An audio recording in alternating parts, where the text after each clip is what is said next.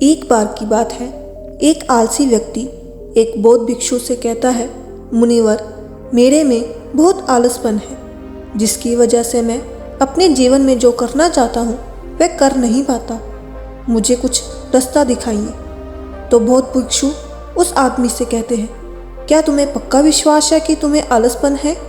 वह व्यक्ति कहता है, जी मुनिवर, केवल मैं ही नहीं, मेरे पूरे गांव के लोग कहते हैं कि मैं आलसी हूँ। वह बौद्ध भिक्षु उस व्यक्ति से कहते हैं, परंतु क्या तुम्हारे पास इस बात का कोई प्रमाण है कि तुम वाकई ही आलसी हो? वह व्यक्ति कहता है कि जी मुनिवर।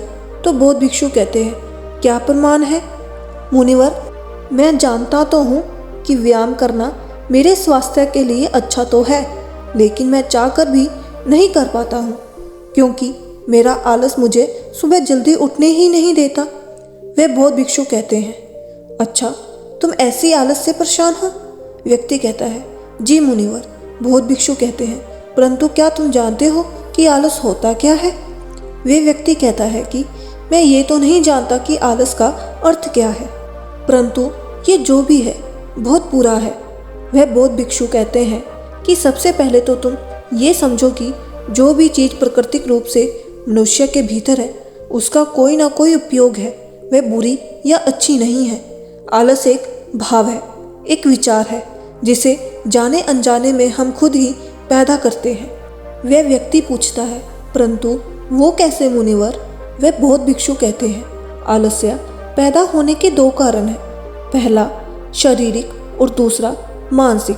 जब हम शरीर को कोई ऐसा भोजन देते हैं जिसके खुद के भीतर कोई जीवंतता नहीं है, तब हमारे शरीर के भीतर आलस्य पैदा होता है, क्योंकि ये शरीर ऊर्जा से चलता है और जिस तरह का ऊर्जा हम उसे देते हैं ये उसी तरह का बर्ताव करता है। शरीर के भीतर हमारे अंदर आलस्य का दूसरा कारण है गलत तरह से बैठना, गलत तरह से सोना और गलत तरह से चलना।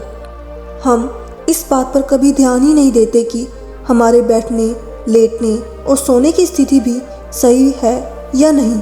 अगर तुम तथागत बुद्ध को देखोगे तब तुम पाओगे कि जब वह बैठते हैं तो उनके रीढ़ की हड्डी बिल्कुल सीधी होती है।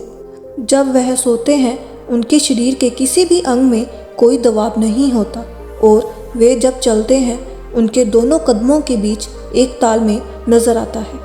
ये जरूरी नहीं है कि कोई बुद्ध को देखकर ही समझे। अगर कोई समझना चाहता है तो सिर्फ उन्हें ध्यान से देखकर भी बहुत कुछ समझा जा सकता है। शारीरिक स्तर पर आलस्य का तीसरा कारण है सुबह जल्दी ना उठना। ये सुनकर वह व्यक्ति कहता है, हाँ मुनिवर, मैं सुबह जल्दी उठ ही नहीं पाता।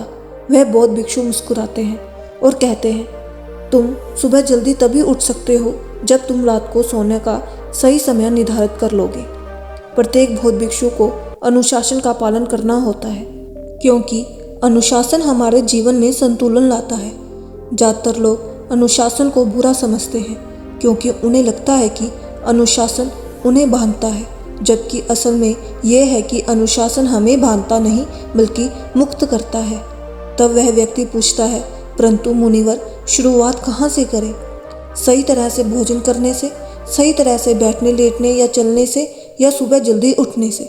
वह बौद्ध भिक्षु कहते हैं, शुरुआत अभी से करो।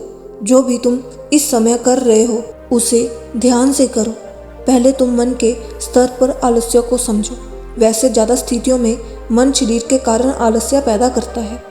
मानसिक आलस्य का पहला कारण है हमारे पुराने गलत विश्वास। हमें लगता है कि हम पिछली बार भी नहीं कर पाए थे, इसलिए इस बार भी हमसे नहीं होगा।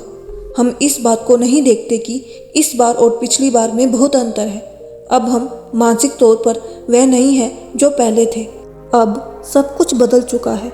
जब हम अपने आप को काबिल नहीं समझते तब आलस हम पर हावी हो जाता है। दूसरा कारण है छोटी सोच वाले और आलसी लोगों का साथ देना।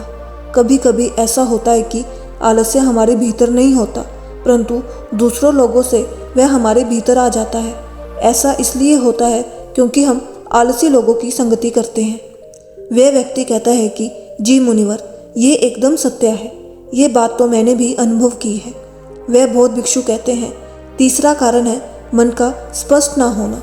मान लो तुम एक वन में खो गए हो और शाम होने वाली है तुम्हें ये नहीं पता कि तुम्हारा घर किस दिशा में है, तो क्या ऐसी स्थिति में तुम आलसी बनकर लेट जाओगे या फिर अपने घर की तलाश में निकल पड़ोगे। वह व्यक्ति कहता है कि मैं घर की तलाश में निकल पड़ूंगा। तब वो बौद्ध भिक्षु कहते हैं कि अगर खूब प्रयास करने के बाद भी तुम्हें तुम्हारे घर का रास्ता नहीं मिला, तब तुम क्या करोगे। वह व्यक्ति कहता है कि मैं फिर भी तलाश में लगा रहूँगा, क्योंकि मेरे पास उसके अलावा और कोई विकल्प नहीं होगा। वह बौद्ध भिक्षु कहते हैं मनुष्य को आलस तभी पकड़ता है जब उसके पास कई विकल्प होते हैं। अगर किसी के पास सिर्फ एक ही विकल्प हो तो उसका मन पूरी तरह से स्पष्ट होता है। अगर तुम अभी व्यायाम नहीं कर पा रहे हो तो उसका कारण तुम्हारे नज़र का स्पष्ट नहीं होना है। तुम अभी भविष्य में होने वाले रोगों को नहीं देख पा रहे हो। तुम अभी उन रोगों से होने वाली पीड़ा को महसूस नहीं कर पा रहे हो। वह बौद्ध भिक्षु आगे कहते हैं कि आलस्य का चौथा मानसिक कारण है किसी काम को करने की कोई वजह ना होना। मान लो तुम एक रास्ते से कहीं जा रहे हो और बहुत देर तक चलते चलते तुम कहीं थक जाते हो। अब तुम्हारा और चलने का मन नहीं कर रहा है, तुम्हें आलस्य आ रहा है। तब तुम वहाँ देखते हो कि एक शेर तुम्हारे पीछे चला आ रहा है। तो क्या ऐसी परिस्थिति में भी तुम अपने आलस्य को लेकर वहाँ रुके रहोगे? नहीं ना। तो इस बात को समझो, आलस्य तुम्हें उसी काम को करने से रोकता है जिसे करने की कोई बड़ी वजह ना हो। वह व्यक्ति कहता है धन्यवाद मुनिवर, अब मुझे आलस्य का सारा खेल समझ में आ गया है।